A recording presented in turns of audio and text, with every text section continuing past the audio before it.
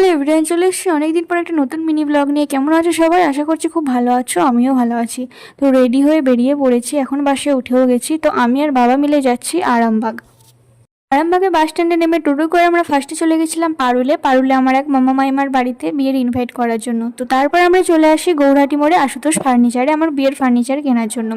তো দোকানে ঢুকে দেখি দোকানটা প্রচুর বড় এবং প্রচুর প্রচুর কালেকশন, নানান ধরনের কোম্পানির কালেকশন। তো আমরা ফার্স্টে গোদরেজের কিছু আলমারি দেখছিলাম, কিন্তু ওনারা বললো গোদরেজের আলমারির থেকেও যেটা বেশি টেকসই এবং সুন্দর হবে সেটা হচ্ছে রাজ অ্যান্ড রাজ কোম্পানির আলমারি। তো আমি রাজ অ্যান্ড রাজের এই আলমারিটা দেখছিলাম। এই আলমারিটা আমার এবং বাবার দুজনেরই খুব পছন্দ হয়েছিল। তো ফাইনালি কোনটা নিলাম সেটা নেক্সট কোনো ভিডিওতে দেখাবো। তারপর আমরা সেকেন্ড ফ্লোরে চলে এসেছিলাম ড্রেসিং টেবিল দেখার জন্য।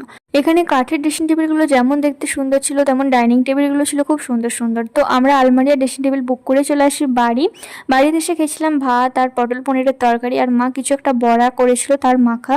আর বোনের জন্য নিয়ে এসেছিলাম চিকেন বিরিয়ানি আর চিকেন চাপ। তো বোন খেয়েছিল বিরিয়ানি।